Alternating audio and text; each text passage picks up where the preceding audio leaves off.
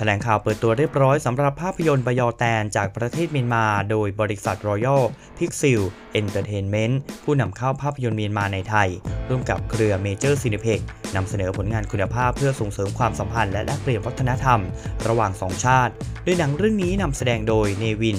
คินวินวราและกำกับโดยออลาทอร์เตรียมเข้าฉายใน 16 โรงภาพยนตร์ทั่วกรุงเทพและปริมณฑล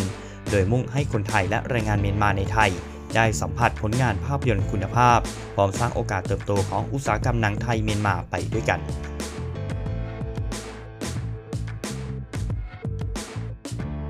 ก่อนอื่นก็ขอบคุณนะครับสื่อมวลชนนะครับที่มาร่วมงานในครั้งนี้นะครับก็บริษัท Royal Pixel ของเรานะครับก็ก่อตั้งโดยผมแล้วก็มีคุณเต็งนะครับแล้วก็มีทีมงานนะครับเป็นการร่วมมือนะครับการนำภาพยนตร์เขาเรียกว่าหนังดีนะครับแล้วก็เป็นหนังที่ดังจากประเทศเมียนมานะครับ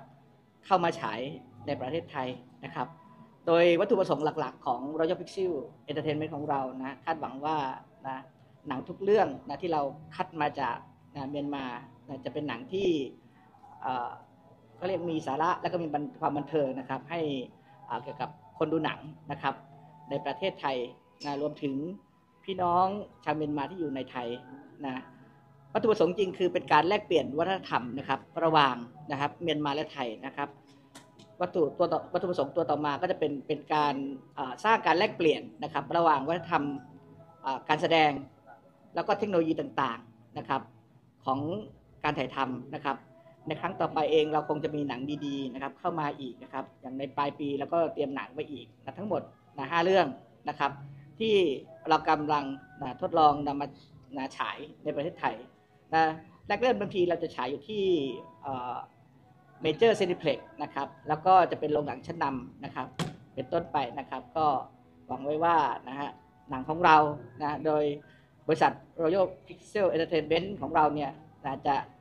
นำหนังดีๆแล้วก็หนังดังๆนะครับแล้วก็ได้เกิดการแลกเปลี่ยนนะครับวัฒนธรรมการชมหนังระหว่างประเทศไทยและเมียนมานะครับแล้วในอนาคตเราอาจจะมีการทำหนังร่วมกันในระหว่าง2ประเทศไทยและก็เมียนมานะครับก็ต่อไปก็ขอให้คุณเต็งนะครับได้พูดถึงเกี่ยวกับความยากลำบากบ้างครับ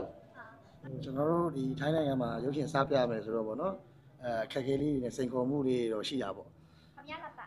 กก็คือเพราะท่าไทยค่ะที่จะทำงานร่วมกับในประเทศไทยဒီရုပ်ရှင်ကအဓိကတော့ဒီရုပ်ရှင်ရဲ့အဓိကဆိုလိုရင်းပေါ့နော်ဒီရုပ်ရှင်အဓိပ္ပာယ်ကတော့မြန်မာရိုးရာဒီအလှမှာဒီပြောတန်ဆိုတာကကိုအလှမှာတကယ်ကိုမင်္ဂလာရှိတဲ့အတန်မင်္ဂလာရှိတဲ့ဒီလုံးပေါ့နော်ဒါကိုကိုအခြေပြုပြီးတော့မှကိုမြန်မာရိုးရာအလှဒီကအလှအကြောင်းကိုအခြေတည်ပြီးတော့ရိုက်ထားတဲ့ဇက်ကာပေါ့နော်မပါမဖြစ်မြန်မာတွေအလှတိုင်းမှာဒီပြောတန်ဆိုတာမရှိမဖြစ်တကယ်ထည့်နေကြတယ် music ก็คือชื่อหนังอะค่ะเป็นเบียวแต่มาจากที่พม่าค่ะเวลาทำบุญกันเนาะค่ะก็จะมีตีกองเขาเรียกว่าภาษาพม่าว่าเป็นเบียวแต่เนาะก็คืออยากจะเข้าไปในหนังนี้เราก็จะเข้าไปวัฒนธรรมของเมียนมาความเป็นอยู่เมียนมาเข้าไปเพื่อให้แบบแลกเปลี่ยนวัฒนธรรมไทยเมียนมาค่ะနောက်တစ်ခုကကျတော့ဒီပြောတန်ဆိုရင်တော့ဒီကားလေးရောက်တော့ကိုမြန်မာပြည်မှာကကြီးလက်မှနေတဲ့မြန်မာတွေရဲ့အများစုကပေါ့နော်ကိုငွေကြေးအဆင်ပြေလာပြီဆိုရင်အဆင်ပြေလာပြီဆိုအလှလုပ်ချင်တဲ့စိတ်ဆန္ဒတို့ကရှိကြတယ်ပေါ့နော်ရှိကြတယ်နောက်ဒီအလှမှာလည်းကိုယ့်အလှမှာလည်းဒီပြောတန်နဲ့ဆိုင်းနဲ့ဝိုင်းနဲ့လှူဖို့ဆိုတာကဒီကြီးလက်နေမြန်မာတွေရဲ့ဒီမတ်ပဲသူတို့ trainer တွေဆိုတော့ဒီကားကလည်းအဲ့ဒီအတိတ်ပဲဒီမိသားစုကသူတို့လှူချင်တဲ့သူတို့ကလေးရဲ့ရှင်ပြုအလှကိုသူတို့ကကောင်းမွန်လှုပ်ချင်တာတဲ့တောင်မှဖြက်စီးတဲ့သူနဲ့ထိတ်တိုက်တွေ့တဲ့ဇလံပေါ့နော်ส่วนเรื่องของหนังก็คือเกี่ยวกับการทำบุญของไทยกับพม่าแตกต่างกันยังไงอย่างเช่นถ้าเป็นพม่าเนี่ยถ้าคนต่างจังหวัดถ้ามีเงินนิดหน่อยเราก็จะทำบุญที่วัดหรือว่าให้ลูกเป็นบวชเรียนอะไรเงี้ยค่ะแล้ววันนี้ก็จะมีปัญหาแทรกเข้ามาลงตรงนั้นပြောရင်းချက်ကတော့အများကြီးရှိတာပေါ့ပြောရင်းချက်ကတော့အများကြီးရှိတာပေါ့အခုတငယ်ချင်းနဲ့ဒီထိုင်းနိုင်ငံကိုစပြီးတော့ရောက်လာတာကအခုဒီရုပ်ရှင်လုပ်ငန်းဆိုတာထက်အခုက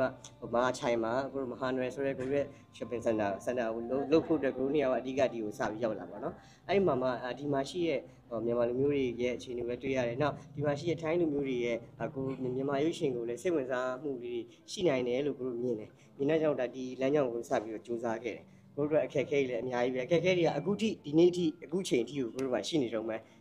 ပြီးရင်လည်းထပ်ပြီးတော့ကြုံရအောင်ပါပဲကြုံမှာဒါပေမဲ့ကိုတို့နှစ်ယောက်ရဲ့အိမ်မက်ဖြစ်တဲ့ဒီထိုင်းနိုင်ငံမှာကိုတို့ရဲ့မြန်မာရုပ်ရှင်ကားတွေကိုတကားပြီးတကားဆက်ပြီးပြနိုင်မှုအတွက်ကိုကိုတို့ဆုံးဖြတ်ထားတယ်အဲ့ဒီတိုင်းဖြစ်အောင်လည်းကိုတို့ကြိုးစားထားတယ် หลักๆเลยตอนเข้ามาตอนแรกๆอะค่ะไม่ได้คิดว่าจะมาฉายหนังอะไรเงี้ยค่ะแต่ตอนแรกๆที่เข้ามาก็คือมาจังหวัดสมุทรสาครซึ่งเป็นมหาชัยเราก็ได้เห็นคนพม่าอาศัยอยู่เยอะแล้วก็คนพม่ากับคนไทยอยู่ร่วมกันเนาะก็เลยอยากจะให้วัฒนธรรมของพม่าได้เรียนกับทางไทยอะค่ะแล้วก็คือเป็นความฝันเนาะของเพื่อนผมกับผมที่อยากจะเข้ามาแลกเปลี่ยนวัฒนธรรมของเมียนมาไทยก็คือความยากลำบากทุกวันนี้ก็ยังมีความยากลำบากหรือข้อท้าทายอยู่ မြန်မာပြည်သူတွေအနေနဲ့အခုမြန်မာပြည်မှာပြနေတဲ့ရုပ်ရှင်ကားတွေကိုသူတို့ကြည့်ချင်တယ်ဆိုတော့သူတို့လည်းလွမ်းနေပါပဲလေသူတို့လည်းသူတို့ကိုဒီရုပ်ရှင်ကားတွေကိုပြချင်တယ်အဲ့ဒီတော့ကိုတို့အတက်နိုင်ဆုံးကြိုးစားပြီးတော့ကိုတို့ဆောင်ရွက်ပေးနေတယ်နောက်ကိုတို့ဘက်ကတချို့လိုအပ်ချက်လေးအမှားယွင်းလေးတွေရှိမယ်ဆိုရင်လည်းကိုကြိုပြီးတော့အားလုံးကိုတောင်းပန်ထားချင်ပါတယ်ကိုတို့ကတော့အကောင်းဆုံးဖြစ်အောင်ကိုတို့ကြိုးစားနေပါတယ် อยากจะพี่น้องรายงานพม่าว่าทุกคนก็อาจจะคิดถึงบ้านหรือว่านึกถึงบ้านก็พยายามให้หนังดีๆจากทางพม่าเข้ามาในเมืองไทยเพื่อให้รับชมได้ง่ายเนาะก็ถ้ามีอะไรผิดพลาดไปก็ต้องขอโทษด้วยนะที่นี้ด้วยค่ะ အခုနည်းနည်းအဲ့မှာထပ်ပြီးထည့်ပြောချင်တာလေးရှိရော เดี๋ยว နော် เพิ่มเติมครับ အဓိကတော့ကိုတို့ဒီမှာလာပြီးတော့ပြဖို့ကြိုးစားတယ်ပေါ့နော်အဲ့တော့ဒီမှာပြည်ရောတဲ့ဟိုကူဒီမှုတွေရောဥဆောင်ကြိုးစားမှုတွေရောနဲ့ဒီမှာဒီ major group လို့ဟာ major group ပေါ့နော်ဒီထိုင်းနိုင်ငံမှာဒီ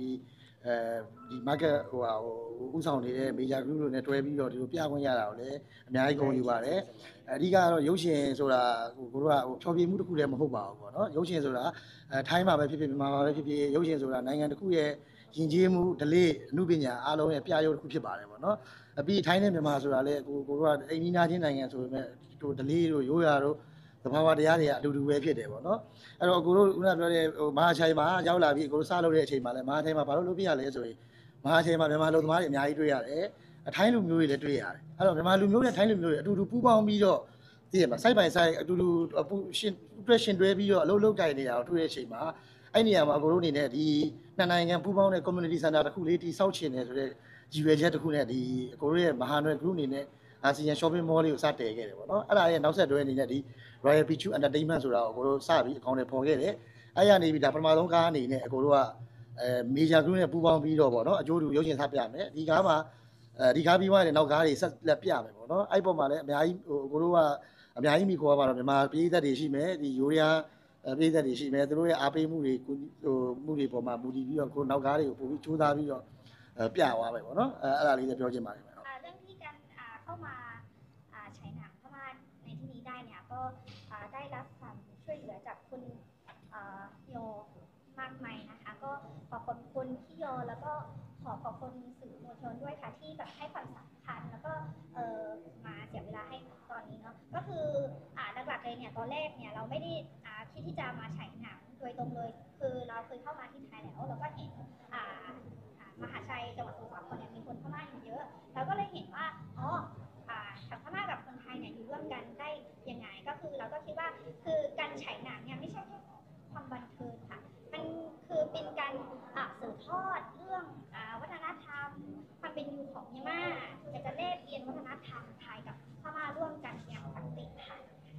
ไอ้มีอยู่นี่แหละพี่เล่นเลยย้อนเลยป่ะ ก็คิดว่าคนไทยก็น่าจะเปิดรับหนังดีๆจากทางพม่าด้วยนะคะก็ฝากคนไทยแฟนทางพม่าด้วยค่ะ คือจริงๆแล้วหนังเมียนมาที่มาฉายในไทยเนี่ยต้องบอกว่าเป็นเรื่องยากมากเนาะผมกับทีมงานทำกันบ้านกว่าจะมีหนังเรื่องนี้แล้วมีวันนี้นะครับ1 ปีเต็มๆนะครับไม่ว่าจะเป็นตรวจเซ็นเซอร์ไม่ว่าจะเป็นการนำหนังมาฉายพูดถึงเรื่องของความคุ้มทุนพูดถึงเรื่องอะไรต่างๆมากมายที่ค่ายหนังใหญ่ๆจะรับเราเนี่ยมันเป็นไปได้ยากด้วยความเป็นจริงนะฮะแต่เราเองก็พยายามทำหนังเรื่องดีนะอย่างเรื่องแรกที่เราบอกว่าการันตีได้ว่าเป็นหนังเรื่องดีคือบยอดแต่ที่เรานำมาฉายเป็นเรื่องแรกนะครับถือว่าเป็นเรื่องที่มีรายได้ถือว่าตอนนี้นะครับมีรายได้สูงสุดในเมียนมาเป็นตัวเบิกเลิกหนังเรื่องแรกของ Royal Pixel Entertainment ของเรานะครับแล้วก็จะมี5 เรื่องแล้วก็จะคัดหนังที่เป็นท็อปเป็นระดับ100 ล้านของเมียนมาเข้ามาฉา